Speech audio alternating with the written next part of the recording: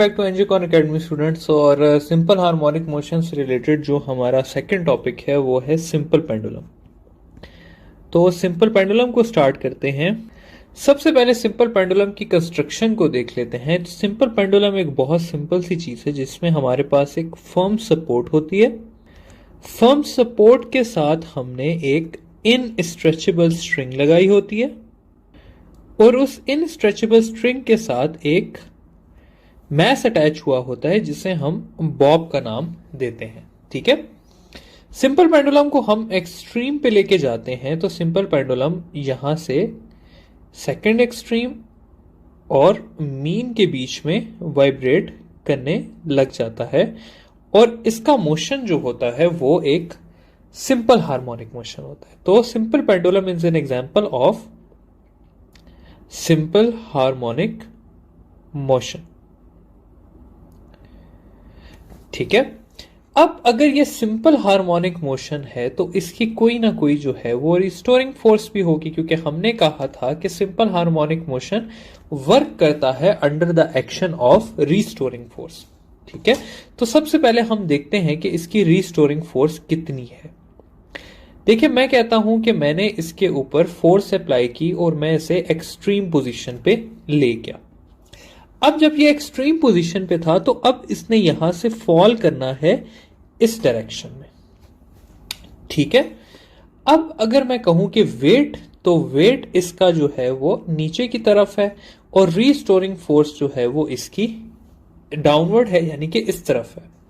अब अगर मैं इसको रिजॉल्व करूंगा स्टूडेंट्स, तो रिजॉल्व करने के लिए मैं इसको इस तरह ले लूंगा और फिर फाइनली जो है वो मैं इसे इस डायरेक्शन में कर दूंगा। तो ये कंपोनेंट जो है ये अगर थीटा हुआ तो ये हमारा y कंपोनेंट हुआ और ये जो है ये हमारा x कंपोनेंट हुआ। ठीक है। तो सॉरी, ये नहीं, ये हमारा x कंपोनेंट हुआ और ये हमारा वेट हुआ। तो x कंपोनेंट को मैं लिख सकता हूं वेट cos थीटा और y कंपोनेंट को मैं लिख सकता हूं वेट sin थीटा। तो अब ये देखें आप स्टूडेंट्स के ये कंपोनेंट रिस्टोरिंग फोर्स का और वेट का जो साइन कंपोनेंट है वो दोनों सेम डायरेक्शन में। तो इसलिए मैं यहां पर लिखता हूं कि रिस्टोरिंग फोर्स जो है आपके पास वो इक्वल होती है माइनस वेट साइन थीटा की। ये माइनस ये शो करता है कि ये अप्लाइड फोर्स नहीं है, ये रिस्टोरिंग फोर्स है। ठीक है। तो इसको मैं ऐसे भी लिख सकता हूं कि restoring force is equal to minus mg sine of theta. ठीक है। तो ये पहली चीज हमने प्रूव कर दी कि restoring force of simple pendulum is equal to minus mg sine of theta. अब अगली जो चीज है वो हम देख लेते हैं इसकी एक्सेलरेशन के एक्सेलरेशन कितनी होती है। तो फॉर एक्सेलरेशन हम ये देखते हैं कि हमारे पास जो अप्लाइड फोर्स होती है वो इक्वल होती है माइनस ऑफ रिस्टोरिंग फोर्स के। तो अप्लाइड फोर्स हमारे पास ma है जबकि रिस्टोरिंग फोर्स हमारे पास mg साइन थीटा है। ये a कैंसल हो जाएगा तो a हमारे पास इक्वल हो जाएगा minus g sine of theta. तो ये है हमारे पास acceleration of simple pendulum. Restoring acceleration की बात हो रही है यहां पे। ठीक है। अच्छा जी, अगली जो चीज है स्टूडेंट्स वो मैं आप लोगों को ये समझाता हूं कि आप लोगों ने कोई भी सिंपल हार्मोनिक की अगर इक्वेशन निकालनी हो तो आप कैसे निकाल सकते हैं। ठीक है। हमने अभी तक जो सिंपल हार्मोनिक मोशन की इक्वेशंस पढ़ी हैं वो हमने कुछ इस तरह से पढ़ी हैं कि जो हमारे पास टाइम पीरियड है, टाइम पीरियड कभी भी हमारे पास इक्वल होता है, ओमेगा हमारे पास इक्वल होता है 2 पाई बाई टी के। तो टी हमारे पास इक्वल हो जाता है 2 पाई बाय ओमेगा के। फ्रीक्वेंसी हमारे पास इक्वल होती है ओमेगा बाय 2 पाई के। वेलोसिटी हमारे पास इक्वल होती है सिंपल हार्मोनिक मोशन की, कोई भी सिंपल हार्मोनिक मोशन हो, omega x not square minus x square के। और एक्सेलरेशन हमारे पास इक्वल होती है ओमेगा एक्स स्क्वायर के। ठीक है, तो ये सिंपल हार्मोनिक मोशन है जो कि कोई भी हो, चाहे पेंडुलम हो, चाहे आपके पास प्रोजेक्शन हो, या आपके पास मैस स्प्रिंग सिस्टम हो, ये सारी इक्वेशंस कांस्टेंट रहती हैं। अब इसमें आप देखिए तो यहां पर आपको ओमेगा नजर आएगा, इसमें भी आपको ओमेगा नजर आएगा, इसमें भी आपको ओमेगा नजर आएगा, और फाइनल इसमें भी आपको ओमेगा नजर आएगा। तो अगर आपको एंगुलर फ्रीक्वेंसी यानी कि ओमेगा की वैल्यू पता हो एक चीज के लिए, तो आप उसकी सारी इक्वेशंस खुद डिराइव कर सकते हैं।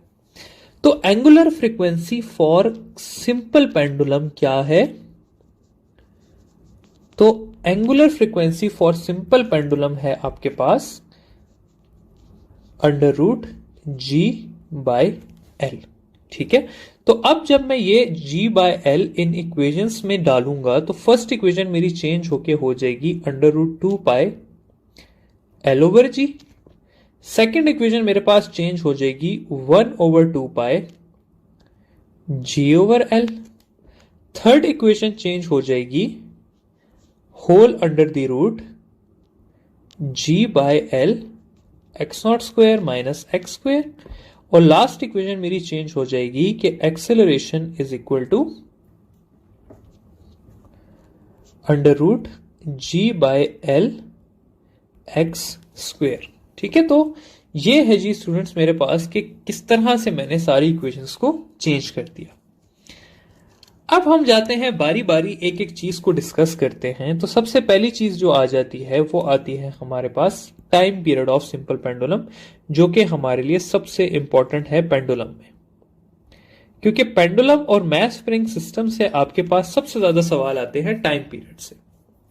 तो again time period of simple pendulum क्या है कि time required to complete one vibration is called as time period.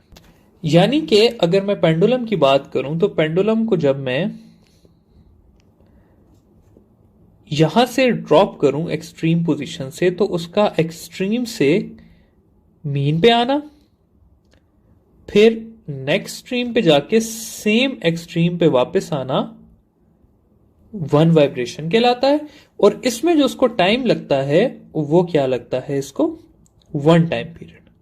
इसके ऊपर वो टाइम पीरियड की सारी बातें अप्लाई होती हैं जो मैंने आपको फर्स्ट लेक्चर में बनाई थी कि for one vibration time is 1, for half vibration time is T/2, इसी तरह for quarter T/4, for mean to x0/2, T/12, T/6, T/8 वाले कॉन्सेप्ट जितने भी हैं वो सब के सब यहां पर अप्लाई होते हैं, वो मैं रिपीट नहीं करूंगा। जो आप लोगों को इसमें पता होना चाहिए वो बात यह है कि time period of a simple pendulum is given by 2πL/G। ठीक है, जिसमें ये जो T है ये आपका टाइम पीरियड है, ये G जो है ये ग्रेविटेशनल एक्सेलरेशन है, और ये L जो है ये लेंथ ऑफ पेंडुलम है। ठीक है, यानी कि यहां से लेकर बॉब के मिडल तक का जो डिस्टेंस है वो आपके पास इसकी लेंथ है। अब इस इक्वेशन को जरा आगे लेके चलते हैं और इसके सवाल देखते हैं। तो सबसे पहले मैं ऊपर इक्वेशन लिख लेता हूं कि टाइम पीरियड जो है वो आपके पास इक्वल है 2πL/G के। सबसे पहला हम रिलेशन देखते हैं between time period and length. मैं लिखता हूं जी कि मैं टाइम पीरियड को मैं लेंथ को 2 टाइम्स करता हूं तो टाइम पीरियड पे कितना फर्क पड़ेगा। ठीक है, तो अब इसको अगर सॉल्व हम करें तो हमें पता है कि टाइम पीरियड जो है वो इक्वल है 2πL/G के। तो मैं अगर न्यू लेंथ की बात करूं तो वो पुरानी लेंथ के 2 टाइम्स है, तो ये हो जाएगा 2π/2L/G। ये सारा आपके पास ओरिजिनल टाइम पीरियड है, तो मैं इसको इस तरह भी लिख सकता हूं कि √2 times of original time period. तो यानी कि टाइम और लेंथ के बीच में √L का रिलेशन है। यानी कि अगर मैं लेंथ को 2 टाइम्स करूंगा तो टाइम मेरे पास 1.4 टाइम्स इंक्रीज होगा। अब ग्रेविटेशनल एक्सेलरेशन के रिलेशन को देखने के लिए मैं कह देता हूं कि a pendulum is taken to moon, ठीक है, तो उसके टाइम पीरियड पे क्या फर्क पड़ेगा। अब मून के बारे में आपको ये बात पता होनी चाहिए स्टूडेंट्स के मून पे जो ग्रेविटेशनल एक्सेलरेशन होती है वो 1/6 टाइम्स होती है देन दैट ऑफ अर्थ, ठीक है। तो अब हमने टाइम पीरियड पे अफेक्ट फाइंड करना है। अफेक्ट फाइंड करने के लिए हम क्या करते हैं कि इक्वेशन लिख लेते हैं t = 2πL/g। अब g है हमारे पास 1/6, तो इसको मैं कर दूंगा g/6। ये 6 ऊपर चला जाएगा और नया टाइम पीरियड मेरे पास आ जाएगा √6 times of original time period, यानी कि g के कम होने से टाइम पीरियड क्या हुआ है, ज्यादा हुआ है। तो सिंपली अगर मैं लिखना चाहूं तो मैं लिख सकता हूं कि L के कम होने से टाइम पीरियड कम होता है, G के कम होने से टाइम पीरियड ज्यादा होता है। टाइम पीरियड और लेंथ का अंडर रूट का डायरेक्ट रिलेशन है और टाइम पीरियड और ग्रेविटेशनल एक्सेलरेशन का अंडर रूट का इनवर्स रिलेशन है। अब मजीद हम थोड़ा सा आगे जाते हैं, पेंडुलम के थोड़े कॉम्प्लिकेटेड ट्रिकी क्वेश्चंस को अटेम्प्ट करते हैं। तो सबसे पहला एक ट्रिकी क्वेश्चन है, वो है आप लोगों के पास सेकंड्स पेंडुलम से रिलेटेड। तो यहां पे मैं सेकंड्स पेंडुलम लिख देता हूं। सबसे पहले ये चीज के सेकंड्स पेंडुलम होता क्या है, तो a pendulum having time period of 2 seconds is called as seconds pendulum. यानी कि सेकंड्स पेंडुलम अपनी एक वाइब्रेशन कितनी देर में कवर करता है, 2 सेकेंड्स में कवर करता है। सबसे पहली चीज जो आ जाती है वो हमसे पूछी जाती है कि length of seconds pendulum find कर ले। तो लेंथ ऑफ सेकंड पेंडुलम के लिए हम क्या कर लेंगे कि हम टाइम पीरियड को इक्वेशन लिख लेंगे 2πL/g। यहां पर टाइम पीरियड हमें पता है कितना है, 2 है, और ग्रेविटेशनल एक्सेलरेशन 9.8 मीटर पर सेकेंड स्क्वायर है। जब मैं ये दोनों चीजें इस इक्वेशन में डालूंगा तो मेरे पास टाइम पीरियड की वैल्यू आ जाएगी 0.95 मीटर या अप्रोक्सीमेटली 1 मीटर, ठीक है।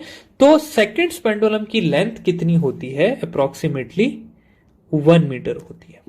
अब यह सवाल आपको इस तरह भी पूछा जा सकता है कि time period of 1 metre pendulum is, तो कितना हो जाएगा, 2 सेकेंड्स हो जाएगा, क्योंकि दोनों एक ही बात है, उल्टा करके पूछ लिया गया आप लोगों से।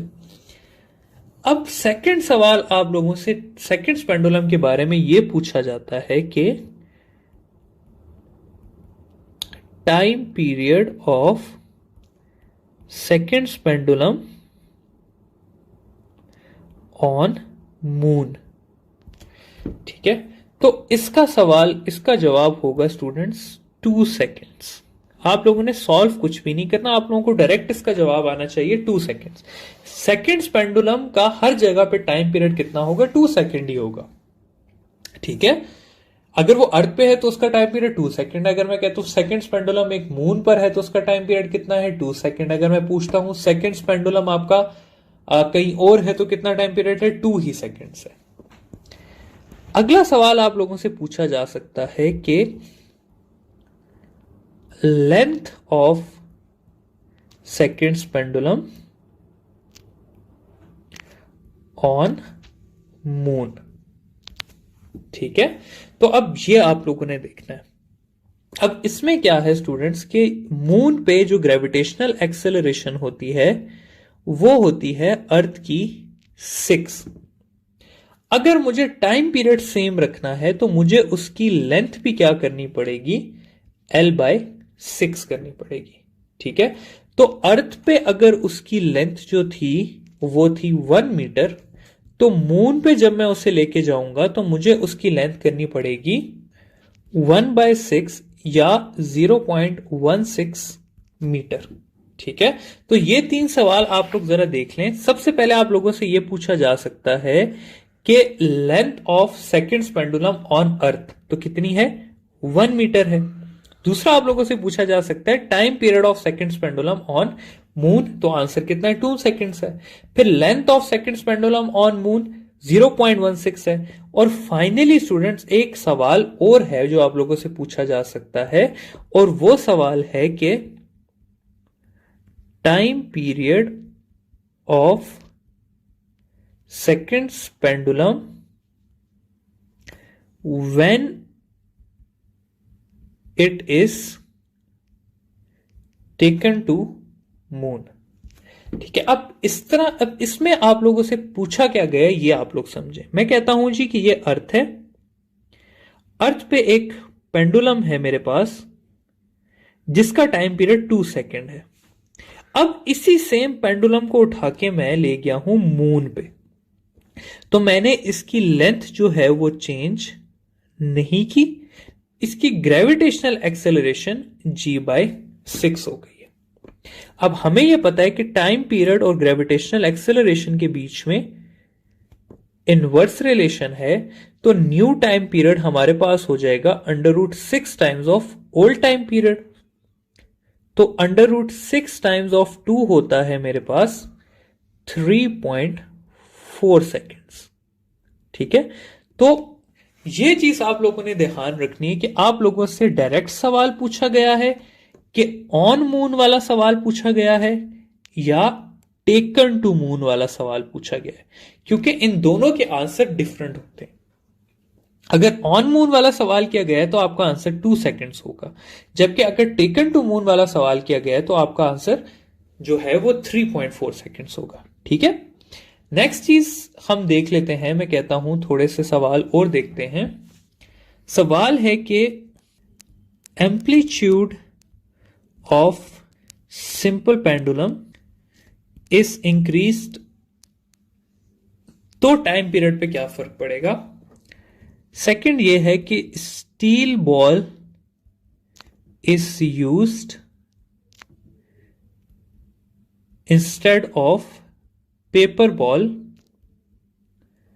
तो टाइम पीरियड पे क्या फर्क पड़ेगा। फाइनली मैस या मैं डेंसिटी चेंज करता हूं ऑफ बॉब, तो टाइम पीरियड पे क्या फर्क पड़ेगा। और इन तीनों का आंसर है स्टूडेंट्स हमारे पास कि कोई इफेक्ट नहीं पड़ेगा। क्यों, क्योंकि टाइम पीरियड जो है वो इंडिपेंडेंट है ऑफ एम्पलीट्यूड, उसकी इक्वेशन में कहीं पे एम्पलीट्यूड नहीं आता। टाइम पीरियड है इंडिपेंडेंट ऑफ मटेरियल, उसकी इक्वेशन में कहीं पे मटेरियल नहीं आता। और सिमिलरली टाइम जो है वो इंडिपेंडेंट है ऑफ मास एंड डेंसिटी, उसकी इक्वेशन में कहीं पे मास या डेंसिटी नहीं आती। तो आप लोगों ने ये भी ध्यान रखना है कि अगर इस तरह के सवाल हैं तो टाइम पीरियड पे कोई इफेक्ट नहीं पड़ेगा। आई होप कि आप लोगों को सिंपल पेंडुलम समझ आ गई होगी। अब हम जाते हैं अपने मास स्प्रिंग सिस्टम की तरफ।